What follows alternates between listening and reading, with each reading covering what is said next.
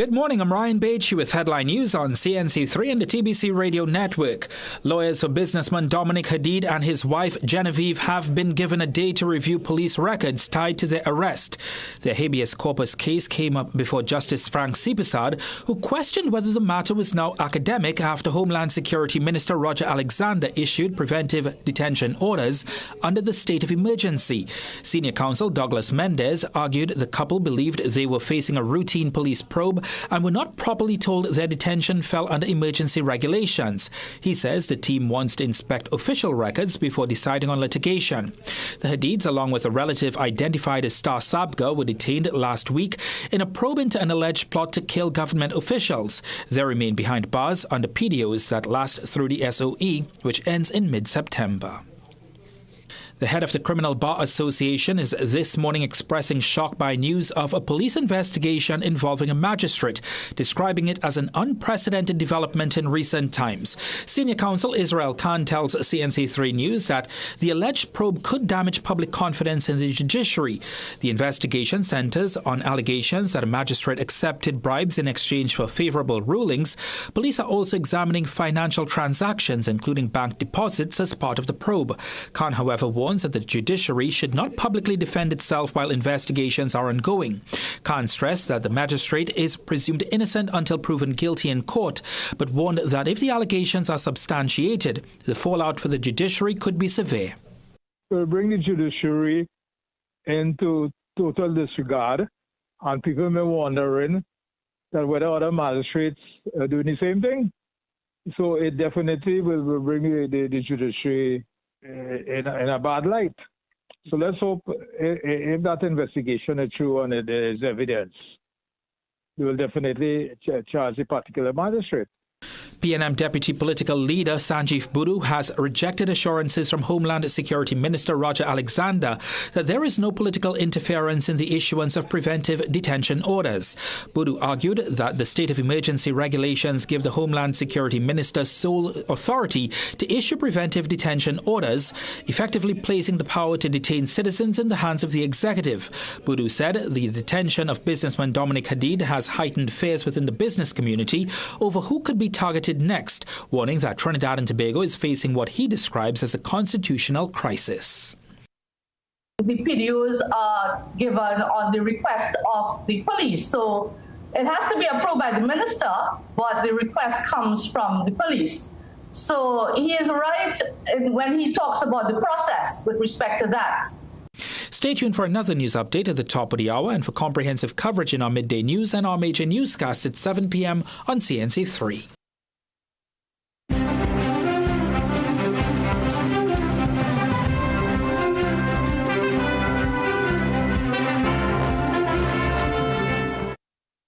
Well, let me say good morning, Trinidad and Tobago, and indeed welcome to this, your Morning Brew. Jason Williams signing on as we look at the city. Still a bit overcast from the night showers, and of course, yesterday certainly being one of the wettest we've seen and experienced in recent time. Today we hope it's going to warm up. We will get some word from Sagoni as to what's the weather for today. That's happening later on, but let's get the ball rolling on this Tuesday morning. Jason Williams signing on. Oh my goodness, wait, hold on. Hey, I'm back, folks, I'm back. Hey, where you come from? That is no man. No, sir. Here, a couple of meters. Let's health and safety is me. Nearly burst my head here on the Morning Brew. My goodness. Let me walk easy. I was going to say a sincere thanks to Keisha and Haynes. Wow. That was most embarrassing, folks. But nonetheless, listen, it's live TV. These things happen, and we keep the ball rolling. Good head Oba said I was going to go and sit down on that chair and get the show going today. That is ridiculous. Woo, my heart skip a beat. Keisha, sincere thanks for holding the chair yesterday and Friday. Let's have a great one. Take my time and get into the studio. See you soon.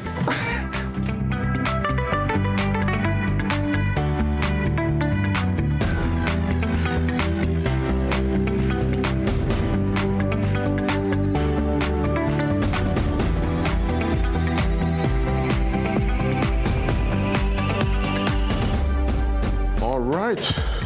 me take my time. All right, good to go. Welcome, folks. Today, Tuesday, the 30th of June. June, more or less, that's it. We're winding down. We're going to usher in that July, August vacation very soon. Some still call it the summer, but I call it the July, August. They call it Java, July and August vacation. I think, yes. So by all means, hope that all is well. It's obviously a very wet morning, and we want you to be very safe on the black carpet, safe travel on the gravel. That's my advice every time.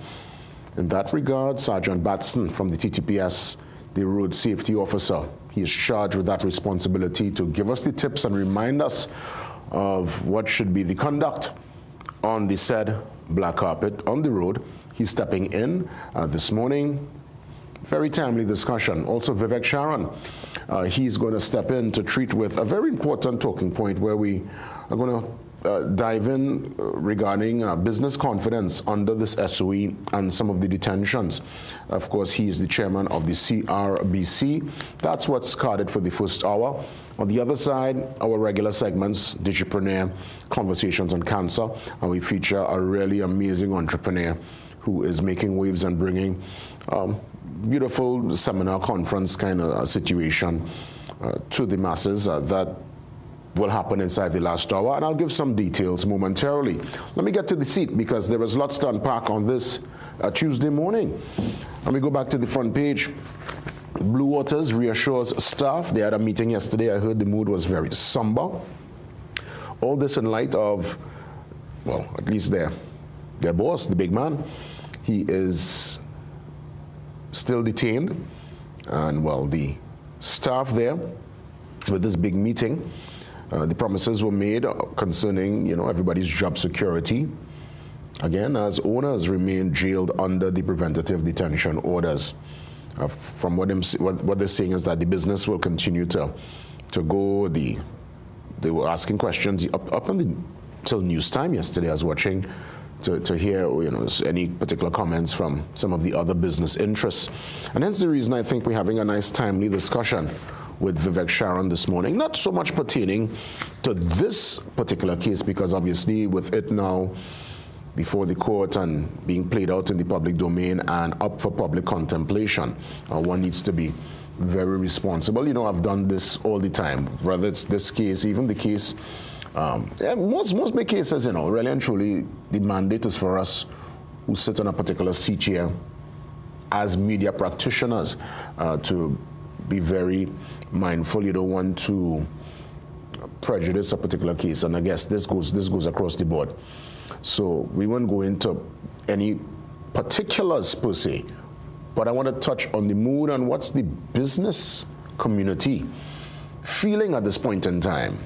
If there's any intimidation, if there's any measured approach based on the current climate and where we are, especially under this umbrella of this state of emergency. Speaking about businessmen and another story and development regarding business, I saw this one yesterday, the story of Gregory Reese, and condolences to his family. We're seeing the businessman was stabbed to death by a partner. Now, obviously, I don't know the full details, but anyone who meets their demise in such a manner, it's most unfortunate. Heard that the perpetrator, the person who I guess who's held at this point in time for questioning was sobbing. So clearly one of those situations, I would assume here, they call these things crimes of passion. We don't know. I wasn't there. Again, this will go before the court and it would go through its due process, and more details will come out. But obviously we need to remind ourselves, and this is for men and women, because in this case the perpetrator, or alleged perpetrator, was a female. There are moments where sometimes you need to peg back and hold it back and just walk away, because the worst thing to do is to act or to respond to someone or in a manner that could put you or put your entire life, well, first to begin with, somebody else's life in jeopardy, and also your life, because as they say, you dig a grave for someone, best you dig someone for yourself also, because this now could also mean the end. Again, we don't know. It's early days, but clearly, most unfortunate circumstance, and I guess the investigation team will have to unpack the layers.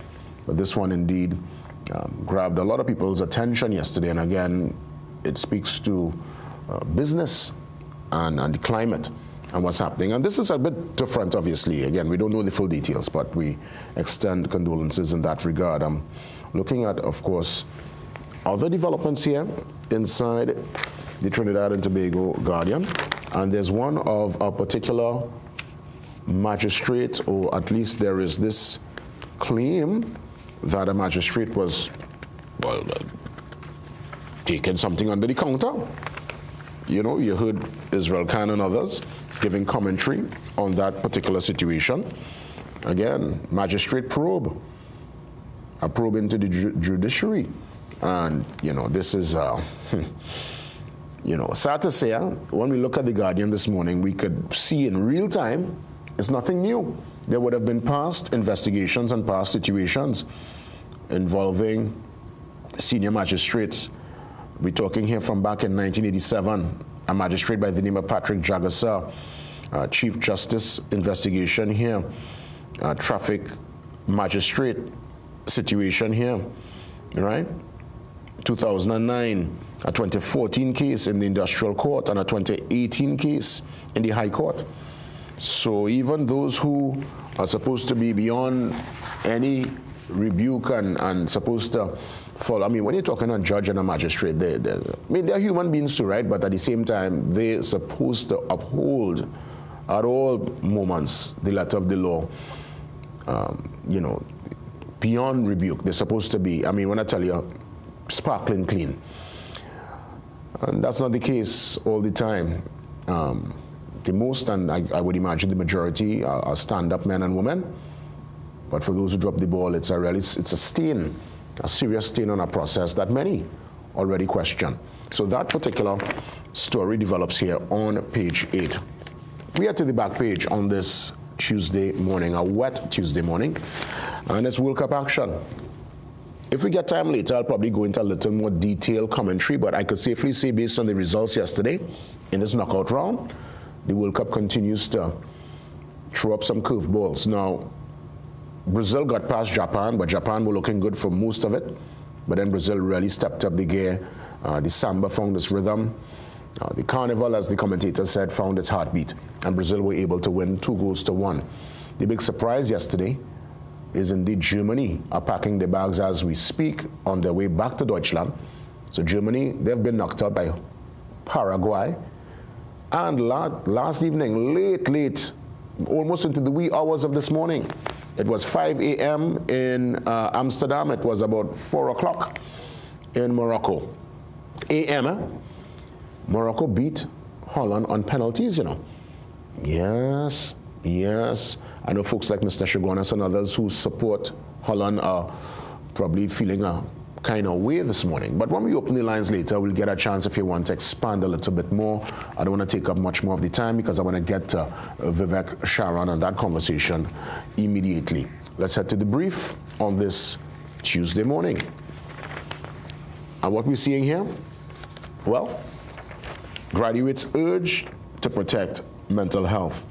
And that's a beautiful call, even though they're young students, and you might tell yourself, well, you know, them trying young when I'm talking about mental health with the youths. Well, yes, listen, some young people carry lots of pressure, lots of strain. They go through a lot of the environment, the family situation, and they might just be quiet and moving around, but they act out.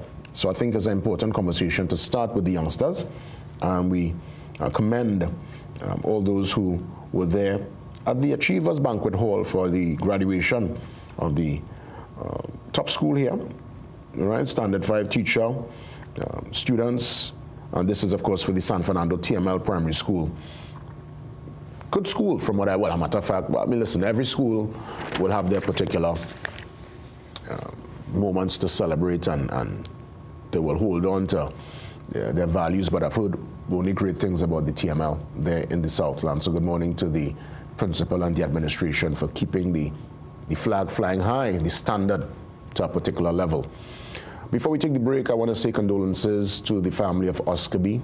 Good colleague of mine. We would have shared the stage so many times over the years, and when I heard of his passing, I was genuinely shocked. No, he was not well, but there was going to be this benefit concert. I didn't realize it was so dire. So to Oscar B, his family, all of Tobago, thanks for sharing Oscar with us. I mean, I have so many memories with this man. Great memories, lots of laughter. There was an incident in Bahamas. We did a show years ago where some food was brought for me, and Oscar thought it was his food. Oscar ate the food. And I said, Oscar, we can eat my food. Oscar, you know, and it was a big laugh, and we always talk about that all the time, you know.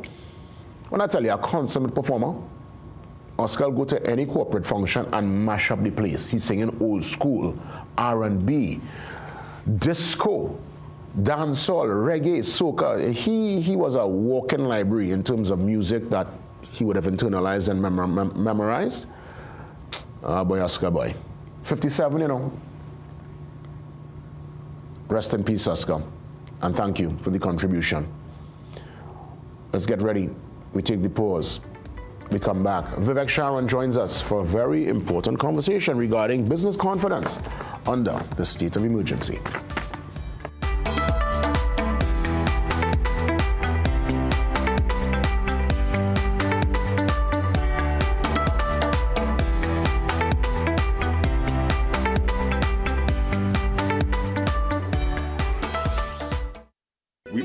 One-stop, most convenient, most helpful, most caring community pharmacy. Our pharmaceutical services include dispensing medicines, repeat dispensing, clinical governance. But we also have a fully stocked convenience store featuring our refreshment aisle, grocery lane, personal care products, toys, pet supplies. We are most conveniently located out of the traffic, just 2 minutes off the highway in Heartland Plaza, Endeavour, Chaguanas. Contact us on 220-8705 or 470-5938 and visit us soon.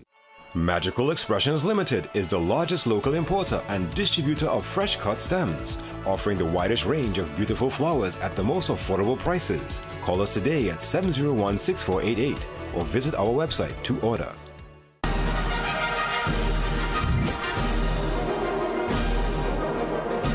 Recession have you down? Don't lose hope. Head on down to Tire Clinic for the recession deals. That should big savings with our road hazard warranty on Dunlop, Sumitomo, and Falcon tires. Available at Tire Clinic, Cuba, Chaguanas, and Pleasance Park. Tire Clinic, a tire for every need. Call 636-8973 or 636-2958. Period nights don't have to look like this. Move less, wake up to change. So change for a real night's sleep with Always Overnight. Its 3 times protection system absorbs, locks the fluid, and keeps it away from your skin. For protected nights without leaks. Always. Blessing, blessing, blessing everyone. I am Apostle Dr. Benny King with my wife, Reverend Stella King, inviting you to join us every Wednesday at 5:30 a.m. and to 6 a.m. on CNC3, and expect a wonderful change experience as we pray for you and your family and the nation. Yes, join us on Joy Prayer Network, because the Word of God says we should pray without ceasing. Pray without ceasing, because your miracle is just around the corner. How can you do this? You know we're already struggling, and now you want to add to our problems too? Of course you're back here. Ma'am, please, I hope you listen to me. I know that for someone like you, it must be a whole lot of fun to go out and get drunk. I'll ask you this one time, that if you can't respect your daughters or care enough to avoid doing things to get yourself arrested, then at least have the basic decency not to get Alejandro involved in your reckless behavior. Don't miss the gripping drama Cabo. Sundays at 8 p.m. only on CNC3. Every case has a story. Every clue reveals a new mystery. This July, Suspects returns with 2 thrilling seasons back-to-back, packed with shocking twists, intense investigations, and suspense at every turn. Don't miss the Season 2 premiere of Suspects, Wednesday, July 15th, only on CNC3. Your place for the drama and suspense we love.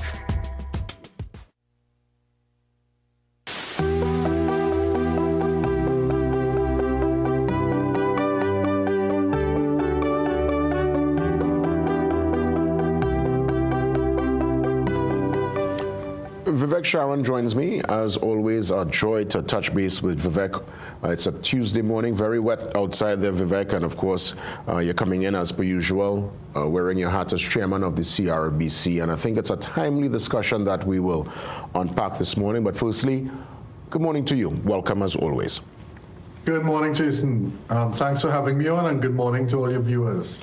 Well, it's no surprise, obviously, everyone is looking on. We can't go into, obviously, any details because, as you know, as everything else, once it's before the court, we'll have to let the natural process take its course. However, though, I want to just get a perspective from you concerning this detention. We're seeing prominent business people arrested at this point in time under the PDO. And really just to get a sense, as you have conversations with other business interests, to get a feel as to the investor confidence and business confidence, as it were. What's the general mood within the business fraternity regarding all that's happening under the state of emergency? Well, first off, with regard to the state of emergency, just before it was renewed, in a sense, we did see some gains with regard to, crime being reduced in a sense, less incidents happening. However, recently, and this would be across many of the member chambers of the Confederation of Regional Business Chambers, we've seen incidents start to increase again. So I've seen businesses, being robbed at gunpoint again. We've been seeing home invasions happening. We've been seeing robberies, homicides, that sort of thing.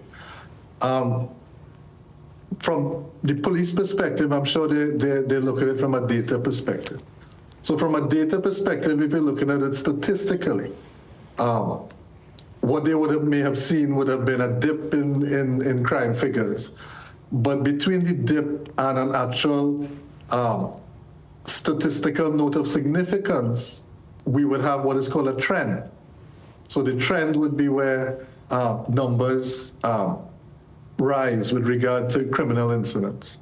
And the way I understand through meetings with police over the years is that the type of criminal incidents are, they're categorized. Home invasions, for one, wasn't categorized for a long time. Now it is. It was categorized under burglaries generally, things like that. And so while a trend is happening, it doesn't affect the actual, the actual statistical figure of note in terms of you seeing immediate increase or immediate rise in the number. And that's of concern because way back in the day, while home invasions were going on and while it was still lumped under the category of burglary, while we were saying it was happening, the police were saying, well, we're not seeing the data coming to us says that there's not a lot of it happening.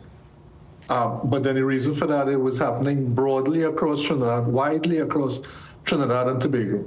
And therefore, if you looked at it from the perspective of within a particular area, east, northeast, wherever, south, central, one or two incidents happening over the course of a couple months, statistically didn't seem, particularly relevant to the fact that, this thing was happening.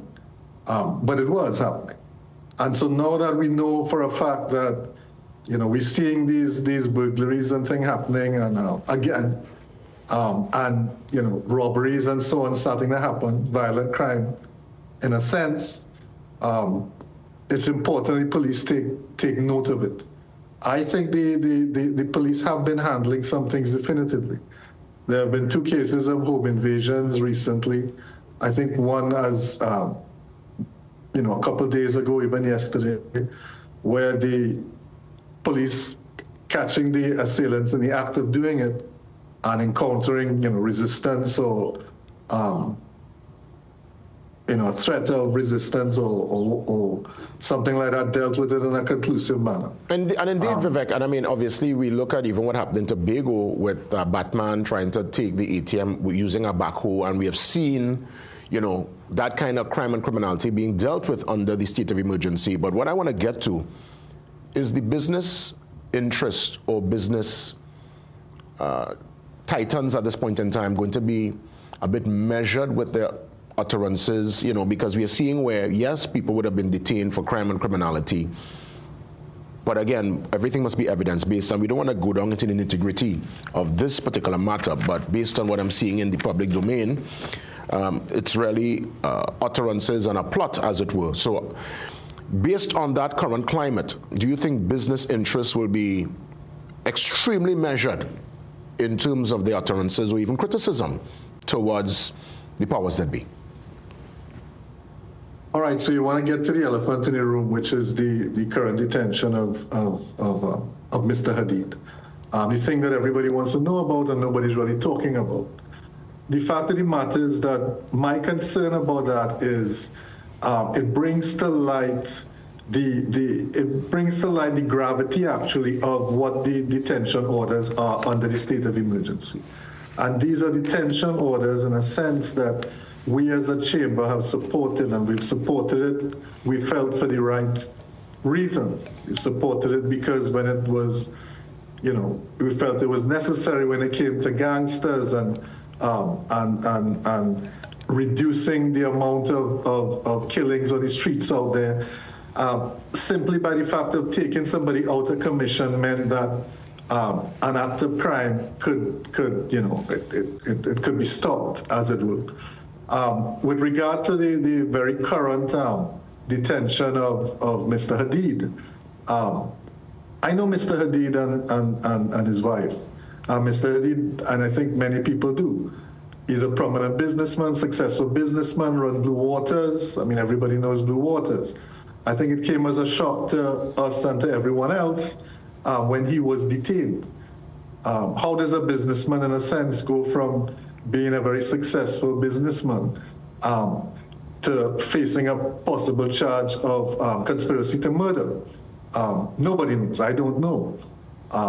But my concern is that how this pays out afterwards will ultimately affect how we view state of emergencies, and in particular those detention orders after, depending on how it happens. If it is that due to the information they have, it proceeds to a situation where Mr. D is actually charged, things start to happen in court and so on, then that is one thing. If, however, it gets to a stage where Mr. Hadid is released, no real charges are brought forward, then the element of the powers being overstepped ultimately will come to the fore. And do I think that the NSOE is a useful tool in the fight against crime? Yes, I do. Do I think that the detention orders are a useful tool in the prevention of crimes from the perspective of the people I represent, which are the SMEs, who are the ones, I would say, facing crime head-on in a sense in terms of the occurrences that happen on the high streets. Business owners getting snatched, extortion, burglary, home invasions. That this is why we would have supported the detention orders. However, given the current situation, the perception is that the detention order, the state of emergency, is really something that is, used against the gangsters, the criminals. In this particular situation, we deal with a businessman who is not a gangster or criminal, but may have found himself in a particular situation. With regard to threats against the state, this is not the first time that this has really happened. In July 2024, the then Prime Minister Dr. Rowley raised in Parliament this situation with the SSA and a possible coup to destabilize the government and so on. Rumors suggest, and newspaper reports suggest as well too, that American visas have been revoked, that Mr. Hadid's and his wife's visas were revoked and so on. This may indicate that it's also beyond Trinidad and Tobago. I mean, Trinidad and Tobago can't revoke the visa of another country. It is for that country to revoke the visas. So there are many elements at play here. Nobody knows what those elements are. Yeah. And the reality of the situation is that the detention orders, or the preventative detention orders, the PDOs, it appears that if it is leveraged against anyone, if it is leveraged against a criminal, a gangster, suspected, if it is leveraged against a business person, if it is leveraged against a magistrate, as we may well see, if it is leveraged against a professional or anybody from any strata of society, that they will face the same thing and the same conditions when they get called in. Let me ask you, Vivek, because rightfully so, you said everything must be evidence-based, but I just want to get your mood, if you could capture the mood of the business interests as it pertains to people who would have picked up themselves, and we would have had conversations on that based on crime and criminality, businesses shutting down shop, and people migrating and leaving to start somewhere else, or just coming out of the space because they don't feel safe in the space. Do you anticipate there can be any fallout in that regard based on this current detention, again, of a big business, prominent business titan in the country? Is there any possibility businesses could pack up and leave and go somewhere else if they feel the climate is one that is not conducive for growth and for expression? The short answer to that question is no, I don't. I mean, that would ultimately be in a situation where it is a personal business or family business. That would ultimately be the decision of the people who own the business.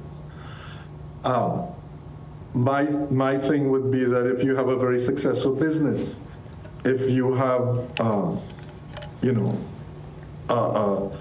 a business that is hugely successful in a sense, that the idea of simply packing up and moving away is not one that is taken lightly. So with regard to this particular situation, I can't say, I'm not really zoning in on this particular situation, because I'm just thinking just generally as it pertains to private sector and the amount of employment that happens within that space. Because I know we would have discussed people would have been robbed in the past, and it was so traumatic for the family and for the business that they decided, you know what, that's it, and they've moved to Miami. I have people I know who are now living in Miami, people who would have gone to Antigua, go up the islands, and once you have that business mind and business spirit, you can reestablish yourself anyway and catch back your length. There's some people, they were so heartbroken with how Trinidad dealt with them that they wash their hands, they're good, they don't want no more. It's difficult to do that, Jason, and I mean, I talk in facts here, right? I mean, there's also always the idea of people saying, things are tough, I need to get out, I don't feel safe, I need to get out. In a very real sense, how are you going to leave? In a very real sense, right, you're going to have as much TT dollars in the bank as you want, or you're going to get the US dollars you need to move abroad. How are you going to establish yourself abroad in a bank account abroad when things are rapidly changing? As a matter of fact, in the United States, I've seen over the last year that banks have canceled all the credit cards. So if you were a Trinidad citizen or Tobagonian citizen and you had a bank account in the United States but were not a resident, or you did not have an address in the United States, you would have found that your credit card would have been canceled, whether this was American Express or whatever credit card it was. If you do hold an account in America, what you would basically have if you don't have an address right now would be a debit card. The idea of how am I going to dispose of all my assets before I go? You see, there's a lot of knee-jerk reactions because of what happened to Mr. Hadid. Mr. Hadid has a legal team, very good legal team. The reality is that if a case cannot be brought against him. If he is released, the fact of the matter is that he would be within his rights to, take it up with the courts and that sort of thing. With regard to the racist overtones that sometimes, that gets into the public sphere about 1% and this sort of thing, and it keeps happening. The fact of the matter is that from my perspective as a business person, I was born in 1971. I grew up in Tunapuna above the store for a while before we moved. Next to us were the Hadids. They had a fabric store. So as a child, I would go across and they would come across and they'd be smoking their cigarettes. One of them was Francis Hadid, who went on to be the actual owner of Francis Fashions. And, that sort of camaraderie that you had on the high street back in 1970s would be one that would have been, across Trinidad and Tobago in a sense. People who tend to have businesses on the high streets, the SMEs at that level, tend to get along. I think anything about 1% or any issues like that really come from, and this would be broader, really come from the feeling that people get privileges and advantages that are politically given and that are politically based. And I think that this cannot be applied broader than just 1% or one particular, ethnic group or something like that. The whole idea of a business person being held for the conspiracy to commit murder against the government or, government officials and things is one that in a sense boggles the mind. It is quite shocking. That, however, when you listen to Roger Alexander has maintained that this is not politically motivated, that we should wait and let it run its course. And at the end of the day, that is all that we can do. Like I said, the important takeaway from this is that it brings the preventive detention orders, the PDO of the SOE, now under scrutiny. Yeah.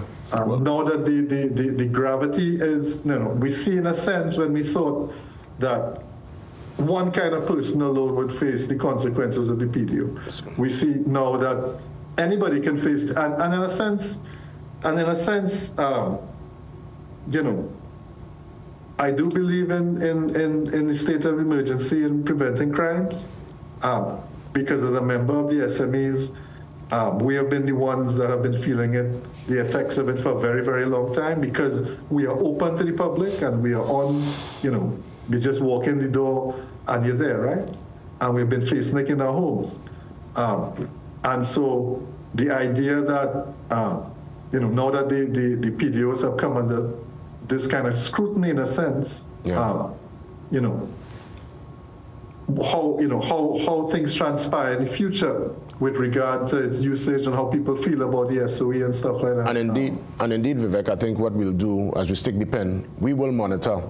We will definitely have a follow-up conversation. And as you said, let's see how things play out. The due diligence, its natural course.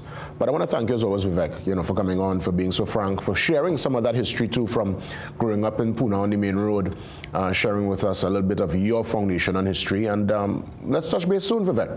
As always, all the best. Thanks for coming on. Hi, Jason. Thanks. That's right. Vivek Sharan there from the CRBC, the chairman. As promised, we're going to get into that road safety discussion. Very important one ahead with Sergeant Brent Batson.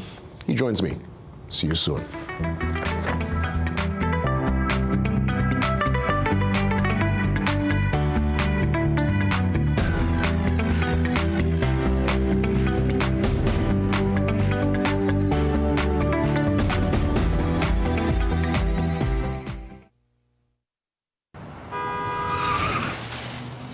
Everybody only worrying. Never ever worry. Don't mind how things looking hard. I tell them never ever worry. If your life can't get damaged bad. I tell them never ever worry. What I'm saying is true. So just consider Tatil is always right here for you. I tell them never ever worry. Don't mind if life make you sad. I tell them never ever worry. If your house get flooded out real bad. I tell them never ever worry. What I'm saying is true. So just consider Tatil will always be here for you. Never worry about a thing. Tatil, where people are people. You know what I mean. Get ready for the biggest business-to-business event of the year. The Trade and Investment Convention, July 9th to 11th at the Center of Excellence. Connect with buyers, distributors, and decision makers from around the world. Register today at www.ttma.com/TIC. Dress code in effect for business days with park and ride services available. Trade, invest, connect with the Trade and Investment Convention 2026.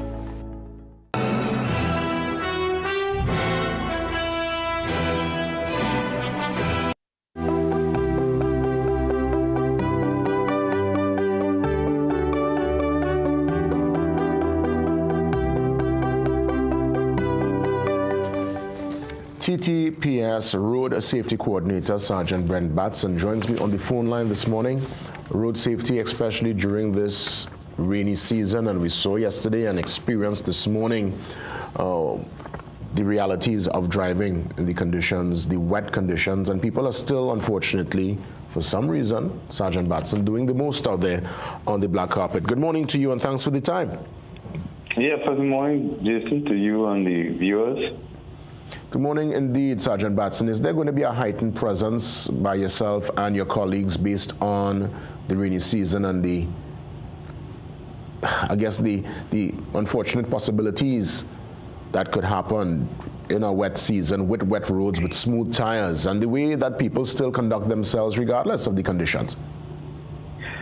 Yeah, well, as everybody saw, I didn't, some of the viewers may be aware, even yesterday morning, we had multiple vehicle incidents on the Church of Roosevelt Highway. And this was during some period of rainfall as well.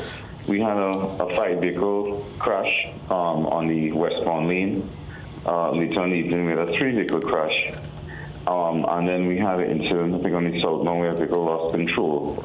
And those may have remembered, social media is being lit up sometimes on the weekends once it's raining, where cars, persons are losing control and sometimes, getting themselves in situations where puts themselves and other road users at risk. The rainy season is nothing new to Trinidad and Tobago. Even coming up to rainy season, the TTPS had put out a reminder. We do earlier and towards the end of May, reminding persons to get themselves and the vehicles ready for, this changing conditions. Now we're getting into the beginning part of the rainy season, hasn't really come in its full brunt as yet.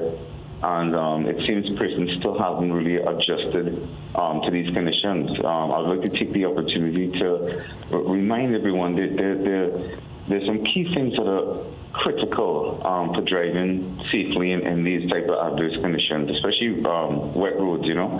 One is you'll have to remember when other motor vehicles on the roadways, things such as lubricants sometimes spill onto the roadway. It could be engine oil. It could be somebody might have a leaking transmission.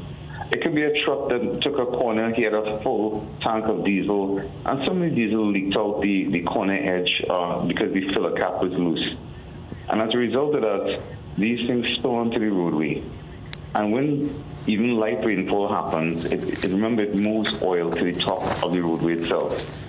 This is a recipe for disaster where especially speed is involved. And so it's so critical to have things like your tires in good condition, to ensure that you have friction with the roadway that keeps your tires in contact with the road, so you have grip. And persons are still not adjusting their speed to these road conditions. I have to remind persons that when you drive through even just a puddle of water 1 or 2 inches deep, that's enough to trigger a hydroplane, especially if you don't have good treadwear depth on your tire. And this can easily trigger a loss of control situation. And certainly, a lot of people sorry? No, I was just going to say, certainly, we saw that play out in real time yesterday, Sergeant Batson. I want to ask you directly this morning, was there any serious injury from the smash-up or even fatalities yesterday reported based on the smash-ups? Yes, well, there were no fatalities, thank goodness, but there was one person that was seriously injured. But you know, Jason, that it's so important that two things critical. One is speed control. Okay, remember you want to use gravity to advantage by reducing your speed, reducing momentum. Say how more the weight of the vehicle helping you with regards to frictional contact with the road. The other critical mistake persons are making on the roadways is not leaving enough following distance. You remember, because you have less friction on the road due to the wet road surface or maybe oily substance on the surface, you may need more distance to stop.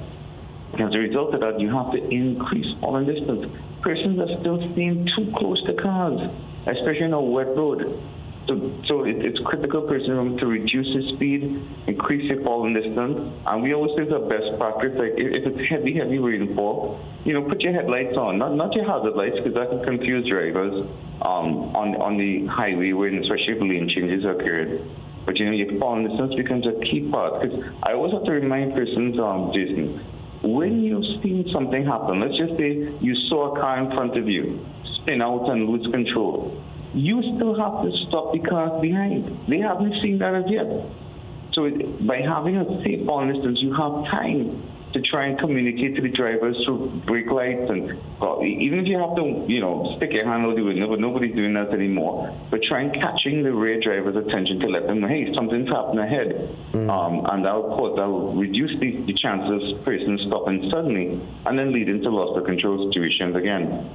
Yes, important advice, and I want to thank you for that. Let me ask you, since we had our last conversation, any follow-up on what's going to be done with the roundabouts? And again, I bring up the roundabout scenario because clearly, and I can't blame any particular government or administration, we have clearly outgrown the road network, especially places like Chaguanas, Marabella, so many cars on the road, and for some reason, people seem to not obey. I don't know if they have lost their way or they are not aware as to how to conduct themselves by a roundabout, but by Maritime, right, and Barataria.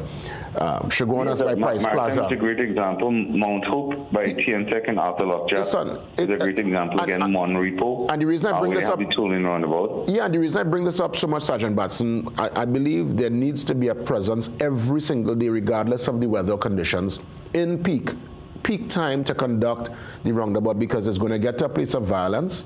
People are on the edge, and people are very unfair with how to conduct themselves by the roundabout. So we have lost our way, honestly, Sergeant Batson, when it comes to the roundabout.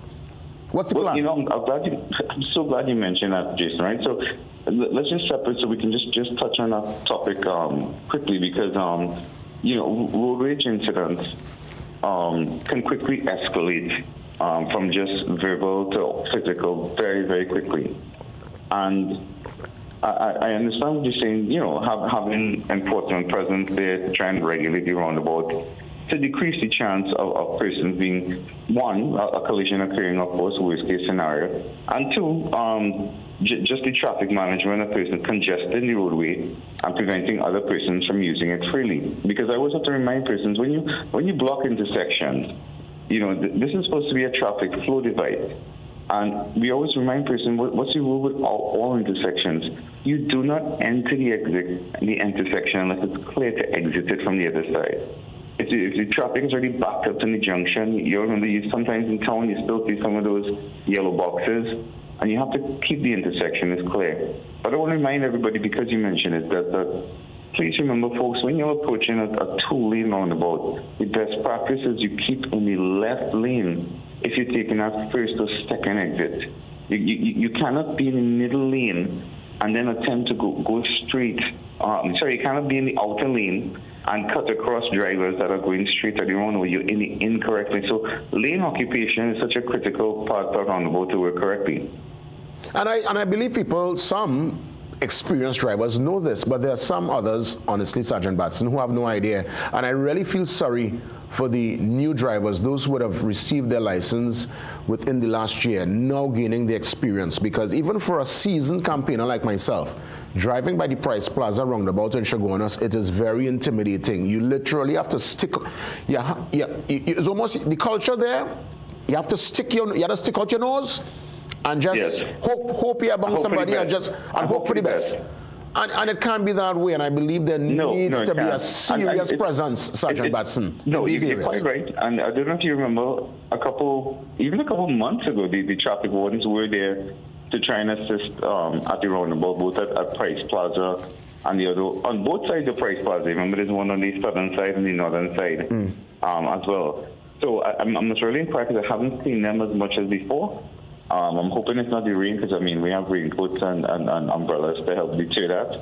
But I also have to mention, because you mentioned inexperience, and I just want to segue into that tragic incident with regards to the motorcyclist, and our condolences to the family, because God could only imagine what that type of losses to that family, to that young student who lost his life on the highway. When the motorcycle was hit by another driver on the westbound lane of the Churchill Highway. But I want parents to remember that this is why we remind persons this thing that they operate as a motor vehicle can be a deadly weapon that will take the life of the user or other people, and that's why it's really important. We've stopped persons, for example, with learner's permits by themselves, Jason, and their parents are unawares that they borrowed the car from the garage. They borrowed the car from because mom and dad sleeping, they took it for a spin on the highway, Jason, right? Of course, breaching the conditions of the learner's permit as well. So it's really important. We're appealing to parents, hey, think about control and custody of your car keys. You may have some adventurous teens home. Have that conversation with them, because the consequence out there is real, and unfortunately, it's also preventable. Yeah, that's wow. You're shocking me there that someone will take a learners and venture on the highway. Yes. Yeah. Wow. That's wow. That's extremely oversight. The oversight of parents to be aware where you're leaving your keys, and having that conversation with them to know, hey, you see this, you're gonna reach the point where you become a licensed driver. You just have to be patient. It's a machine, and all machine requires training, and that training will come in time at the correct time. And like I said, my heart absolutely goes out to the friends, family of that young man. Yeah, and we're hoping we never see a tragedy like that again. Yeah, condolences indeed. I share in the sentiment. Let me ask, as it pertains to truck drivers, the bigger vehicles, especially on the highway, sometimes cutting in and out. What's your advice? Because sometimes some of these vehicles have the sign, "How is my driving?" And I wonder if these things do these things really work? If you call, will anybody be held responsible? Will they be reprimanded at all? What's been your experience with that?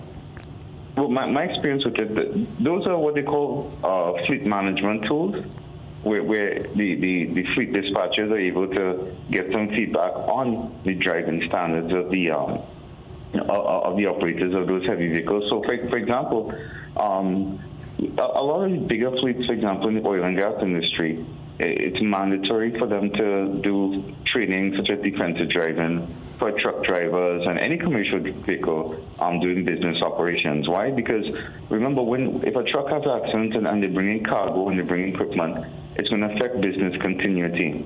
So it's in best interest that you have a higher standard of driving expected from those operators, and of course in the whole support for health and safety. So a lot of these numbers that I actually, because we have called, where for example, we were in in a private capacity and we saw some driving, in addition to calling the highway patrol to let them know to stop the truck, but to let them know, hey, this person is driving reckless or driving at a standard, and with your brand of vehicle especially and logo being associated with some really reckless driving on the roadway. So, it's one tool that could be used.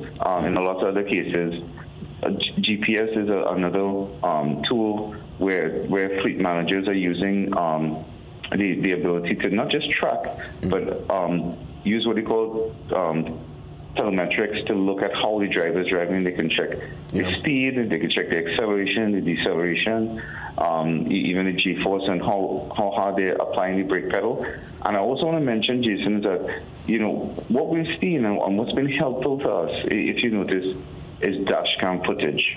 And I just want to appeal to Trinbagonians, dash cam footage is such a essential tool, both for the insurance part as well as the police investigation part, as a tool for evidence. And whereas it's true, because it might show that you did something wrong, but it's also, like I said, creates that balance of that scale with regards to what actually happened. And we've seen that numerous times where people say, instead of that question, well, how did this car end up over there? And then dash cam footage is able to show. Yes, it comes and tells us how it happened. Well, so I just want to recommend to drivers that you invest in it. It's a great tool to have, especially if you front and rear facing, and they're much cheaper than it was years ago. Of course, yes, it is. And I want to thank you as always, Sergeant Batson. Great advice this morning, and again, we offer condolences, as you would have mentioned, to the young cyclist there. All the best. Let's touch base. And glad, you guys be safe. Thanks for the advice. Yes, you too. Sergeant Batson, TTS, Road Safety Coordinator, just giving us some reminders, and hopefully, as I mentioned to him yet again, something is done to treat with the roundabouts and how we clearly, without any regard, when we approach these roundabouts, I hope there's a permanent presence in the peak hours across the country. We take the pause, get ready for the 7 a.m. news update, much more after 7.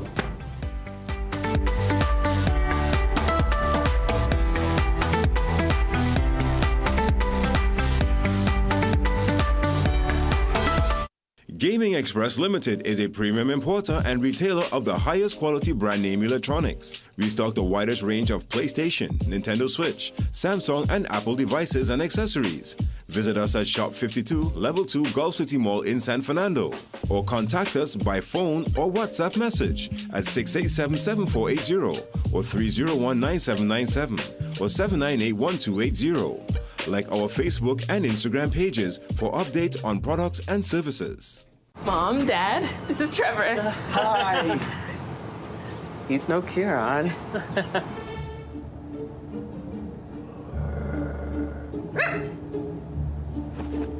Back up. Fling? That's why he crossed the road. It was funny when Kieran said it. Ooh, who could that be? We're like the parents who don't miss your ex. I can't believe Kieran is in the neighborhood. CG United. Good like that. Panadol's new formula. 5 times faster than other paracetamol brands. There's no time to waste during special moments. When I need fast pain relief, I choose Panadol Rapid. With its new formula and exclusive technology, it's 5 times faster than other paracetamol, giving me effective pain relief. And it's also gentle on my stomach. Because my greatest gift is giving them special moments. Heart disease is the #1 cause of death in Trinidad and Tobago, driven by 2 silent threats, diabetes and high cholesterol. But now there's a powerful ally, introducing Berberine Plus by Asia Nutrition, clinically proven to stabilize blood sugar and keep cholesterol levels in check. With 99.9% pure extract, you get superior absorption and real results. Available now at Pennywise and leading pharmacies nationwide. Berberine Plus. Your heart deserves better. At Cruise Inn Hotel and Yachting Center, we're all about time. In fact, once you check in, there's no time to lose. Reconnect with a little family time. Make a splash with some pool time. Spend some treasured quality time. Or just immerse yourself in some quiet time. Indulge your senses at dinner time. We even have the perfect venue when it's your celebration time. So it's high time you visit Cruise Inn. Choose our day pass or call 607-4000 to make your dinner or hotel reservations or to find out more about our event spaces. Take a time out at Cruise Inn Hotel and Yachting Center. Things don't always go as expected. Be ready with Trinry for auto, home, business and group life. Call us at 800-TRIN or visit trinry.com today. Huge insurance premium. Pay your premiums bit by bit with FlexiPay from Trinry. For more manageable auto, home and commercial insurance payments, call us at 800 TRIN or visit trinry.com today. Trinry, premier insurance coverage for less. Okay, let me see you Cherry Hill. Yeah, now take it back. Let me see you rock off, shake off. Let me see you rock off. Let me see you kick right. Now step forward, now step back. Lucozade, bring the energy. Rock off, unbeatable rock taste, off. new look. Shake off. Let me see you rock off.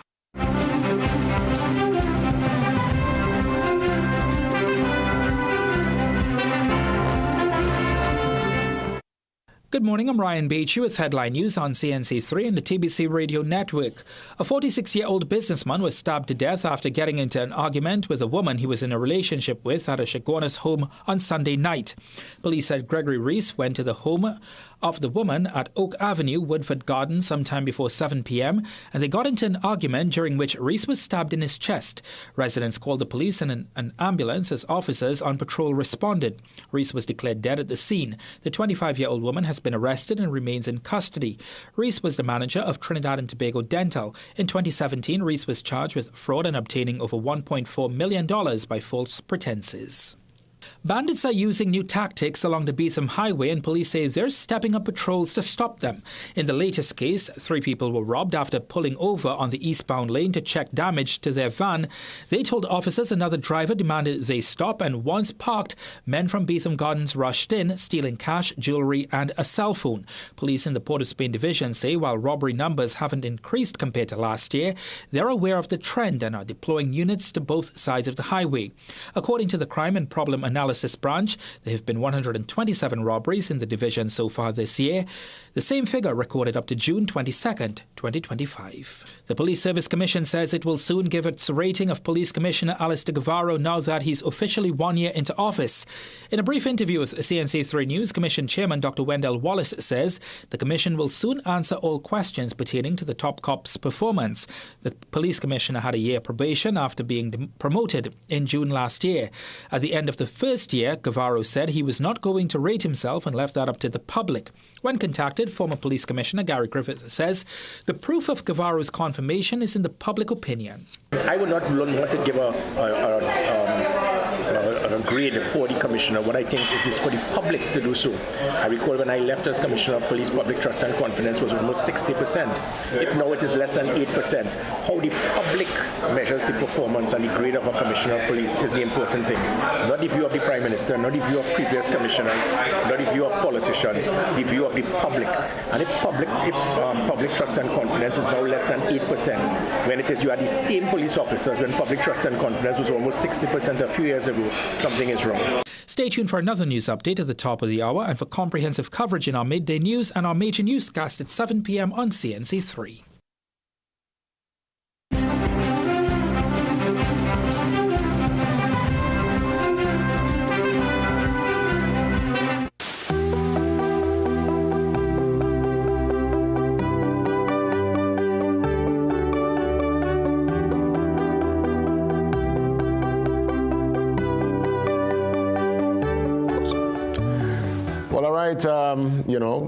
Sheldon there giving us a little taste of the rain yesterday, this morning. The place just wet. Again, listen, Sergeant Batson said it's important for us to be extra mindful on the road, but I'm kind of happy the area, the space, the mountains, the grass is getting a chance to catch itself again. The place was dry. I guess we go through that extreme heat and then intense rain. And for our friends overseas, especially in New York, they're going to experience the worst of it this week. I believe Thursday, they're going somewhere closer to 40 degrees, like somewhere like, we kind of always around 32, 33, 34 for the most. They're going up there to 36, 37, 38. Heat for so if you're heading out to the Big Apple, be prepared. Lots of heat. Chaguanas is on the line for our open forum. Oh gosh, Chaguanas, by hard luck last night, boy, that was a tough one. I and all feel a digger horrors that it went down to penalties, and I don't know why Holland did not play with their identity. But I'll let you give your commentary on the game last evening. Go ahead, Chaguanas. Yeah, pleasant morning, Jason. Morning. Well, Jason, let me tell you, sir,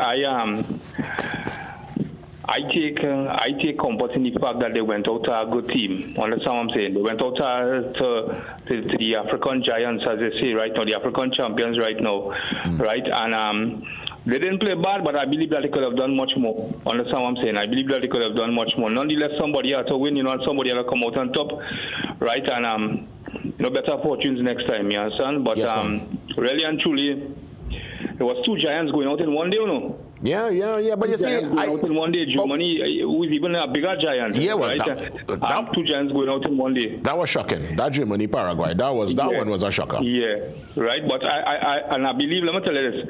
I believe, right, that France right now looking the best in the world.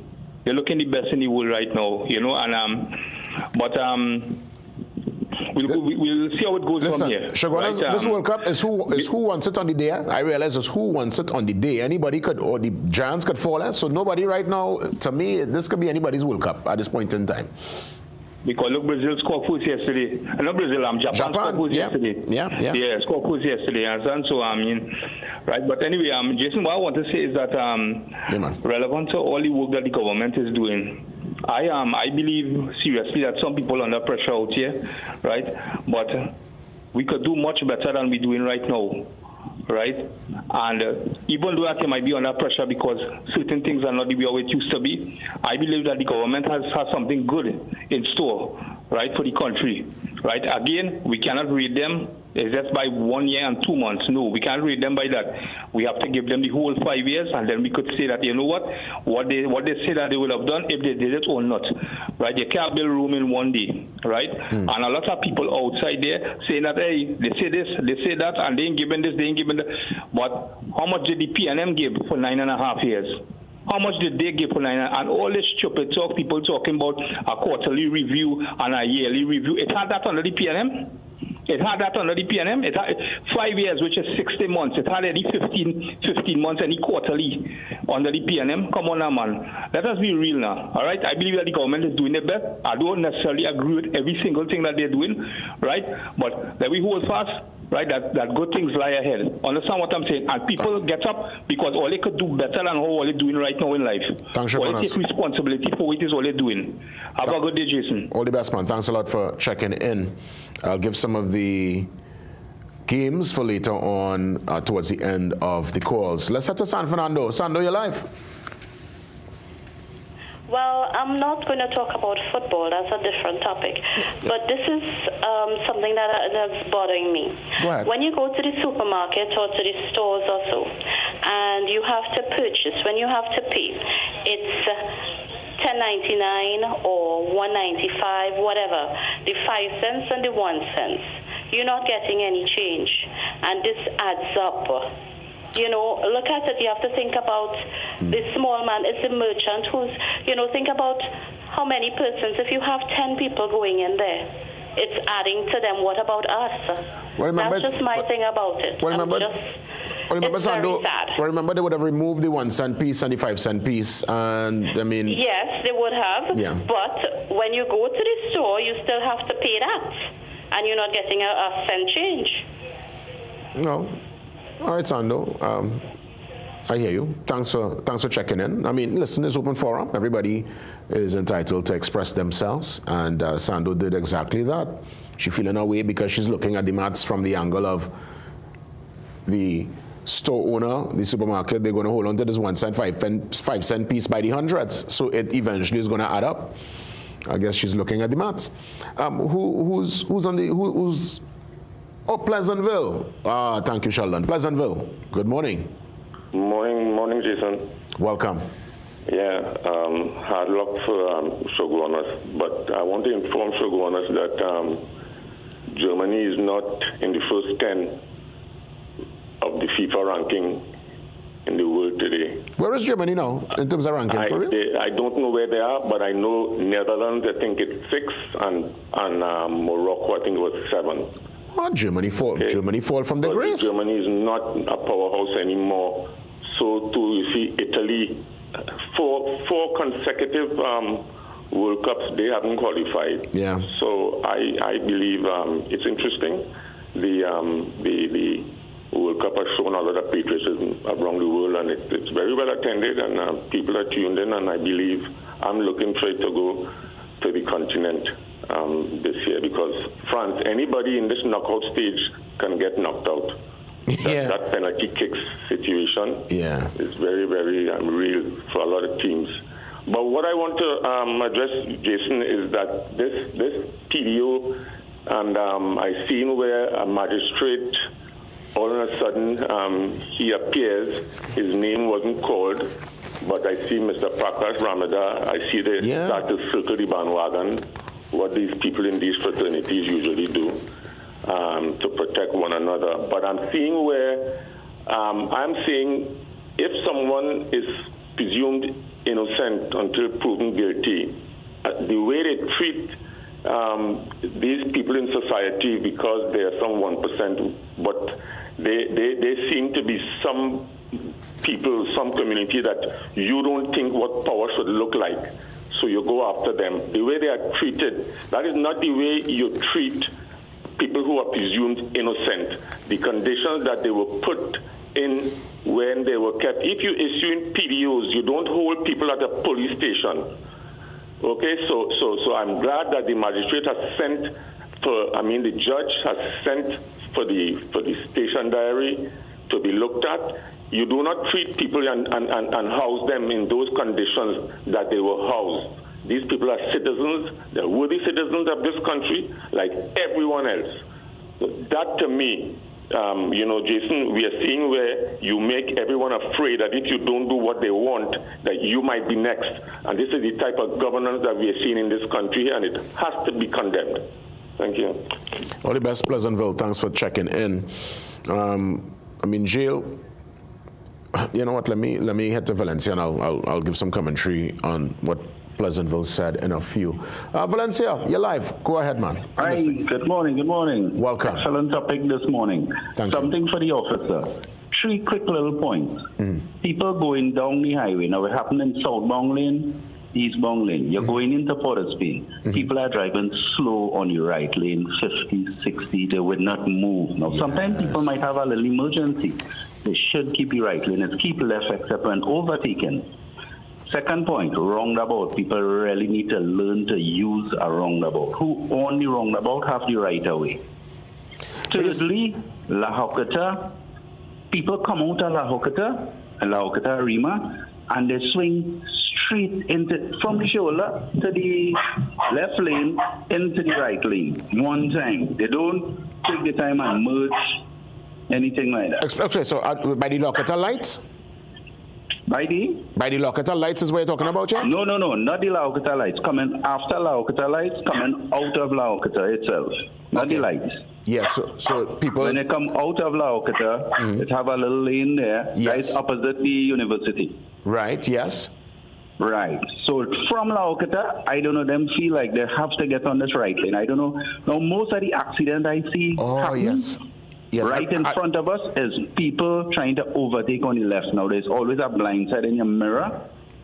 So you have to it's more risky to overtake on the left than to overtake on the right. But I'll tell you this. Up to yesterday, woman driving slow on the right lane and she wouldn't move. But I'll tell you this, and you're correct, because I'll tell you, when it comes to the roundabout, people know what to do, but it's just a level of selfishness because there are moments, especially by maritime, there is a plain line of sight. You could see the mover light is on red, you can't go anywhere, and folks trying to filter into Barataria now, they need to just stand up and wait because you block the whole roundabout and you're not allowing anybody.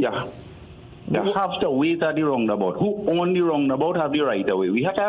I wanted to have a little TV program on how to drive because I driving for almost 40 years. And people just ain't getting it up to now. And the thing is, the only time people do the right thing, unfortunately, is when there is somebody in uniform, and we have to move away from that mindset because it can't be that we need to be policed for everything.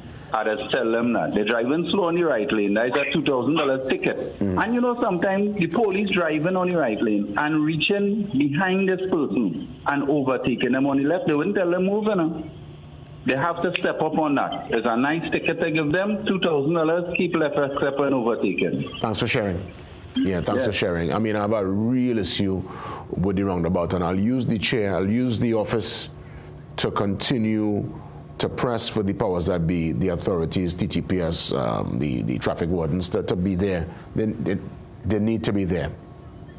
Santa Cruz, you have the final say. Jason, the weather nice and Sacred, but very cold. You don't need air conditioning and things like that right now. Yeah. And Jason, let me say, I see Chaguanas jump on the bandwagon with France, but remember I said from early, France is one of the better teams in the World Cup, and you wouldn't see no team upsetting France. You understand me? Whatever.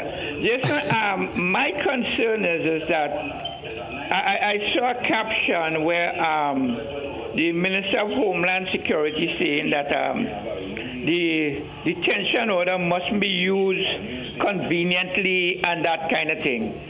But how he could be saying that when he is the person using this detention order conveniently to arrest people without charges, and because we are under a state of emergency, people are arrested without charges and placed in prison under bad conditions. I want to also state that I have listened carefully to the Prime Minister where she said that the Navy SEALs are here to help fight crime.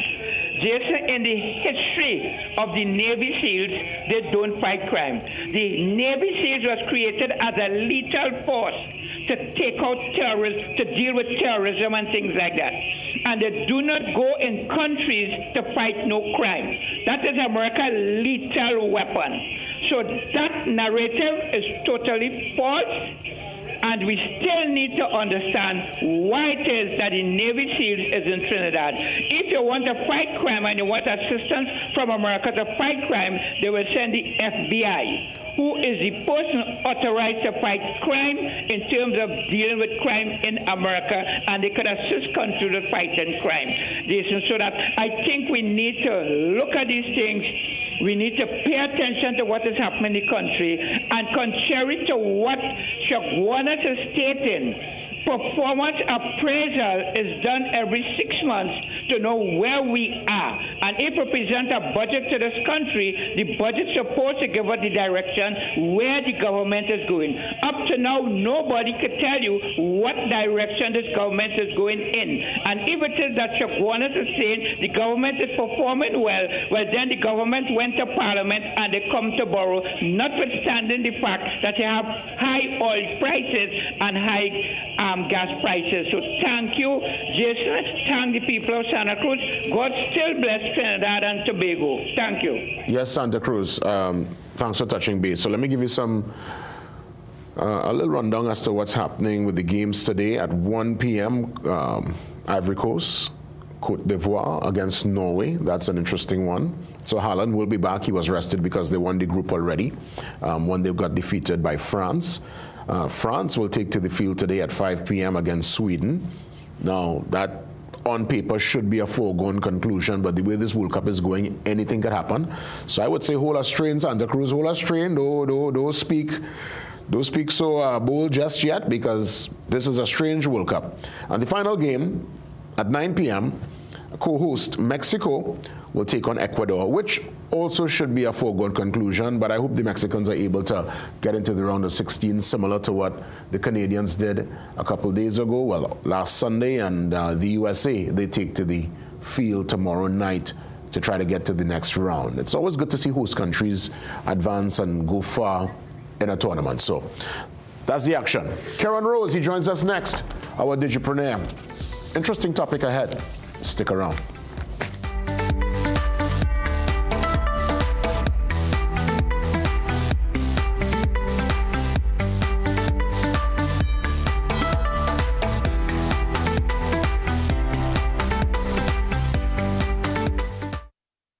Looking for the ultimate ultimate gaming experience? Welcome to Phase 22 Gaming Lounge, where gamers of all ages come to play, compete, and have fun. Dive into your favorite games on PlayStation, Nintendo, Xbox, or race on our high-tech racing rigs. And experience the thrill of VR with PlayStation and Meta Quest. Our lounge is safe, comfortable, and perfect for everyone. When you're done, check out the latest gaming systems, accessories, and even Samsung and Apple phones. Visit us on the second floor of Gulf City Mall or call 786-2404 to book your gaming session today.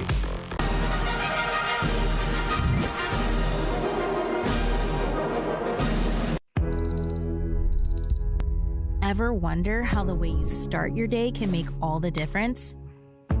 Tired of waking up struggling with congestion? Without Neomed Sinus Rinse, you are likely to battle with nasal congestion, impacting energy levels and overall well-being. The choice is clear. A great morning starts with Neomed Sinus Rinse. Now I can't imagine starting my day without it. All natural sinus relief.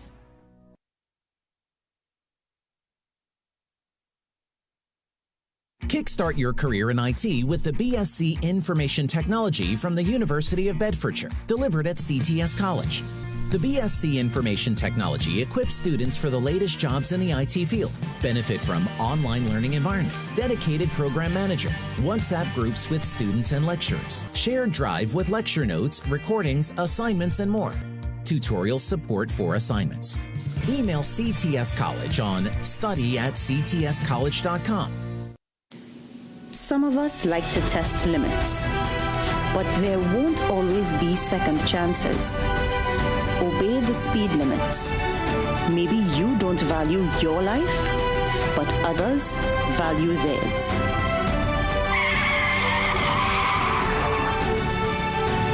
A message from the TTPS.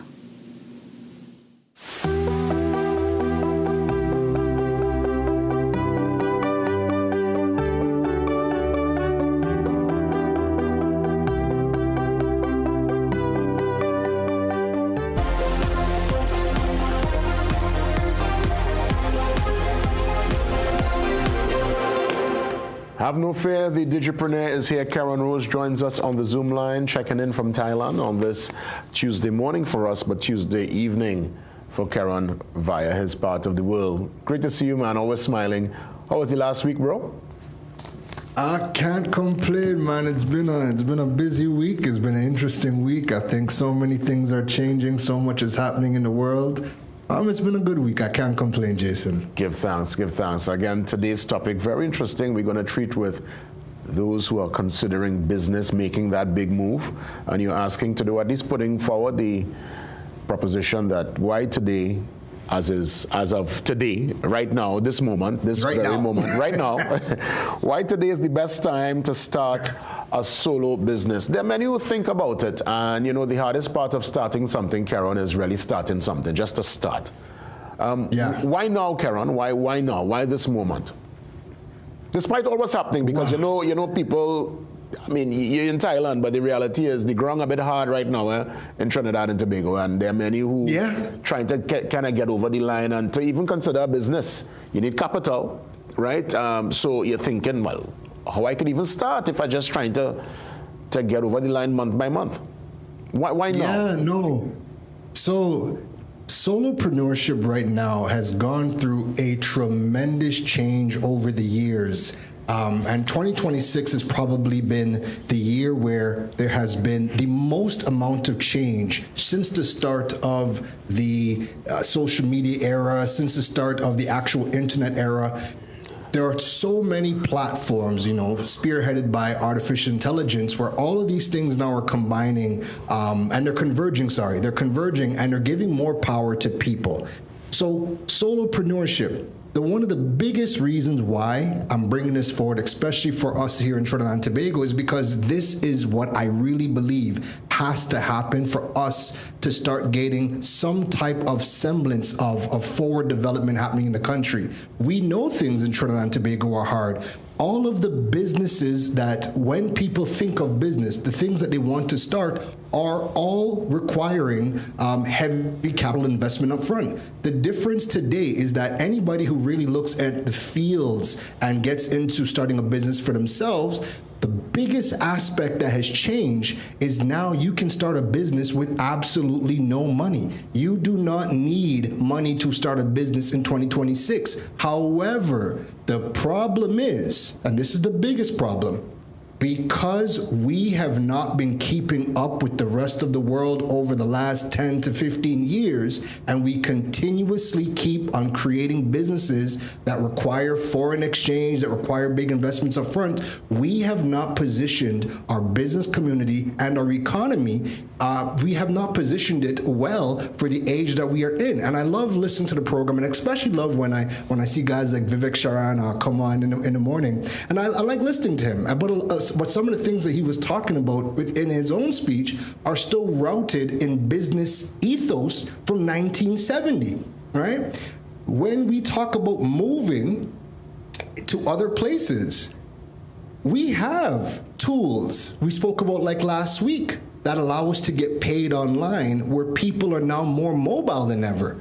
So we have to figure out, how are we going to now change the mindset, upgrade the knowledge and the skill set of people to be made aware of what can be done, because solopreneurship today can be started with $0, and you can start earning international money, have international payment tools, and no longer limit yourself to just conducting business within our shores in TNT.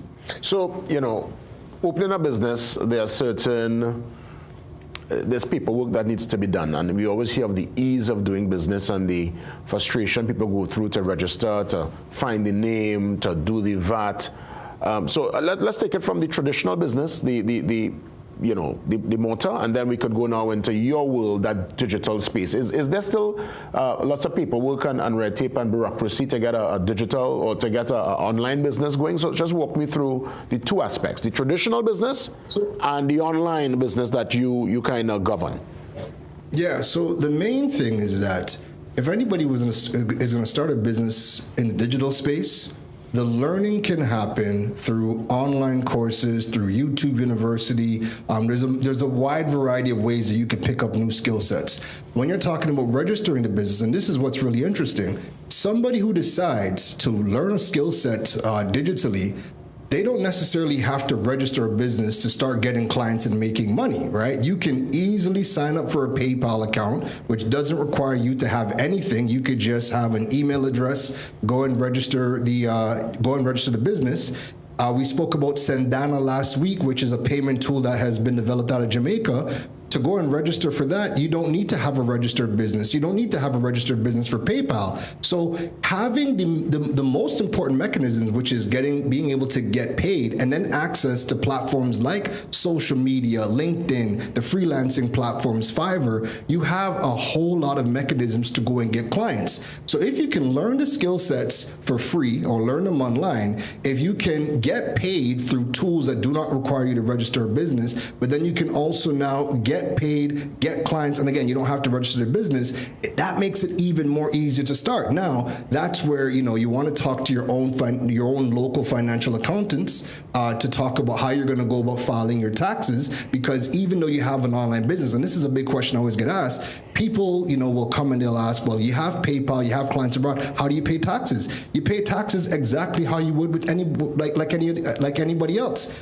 If you work for somebody's going to be internal to organize the taxes. But if you work for yourself, you're going to file for these things on your own. So I think what needs to happen is collectively, and I would love to see this happening from the top down, we have to explore these avenues, and we also have to show people what can be done. If you're going to go down this route, who can you talk to locally to then go and file your own taxes? Because you're still going to go and file these things. But it's so much easier to start, because with the traditional business, you already know you can't open a local bank account unless you have a registered business. But that's not the same thing for digital business. And you can have infrastructure that never sits inside of TNT and still get clients from around the world.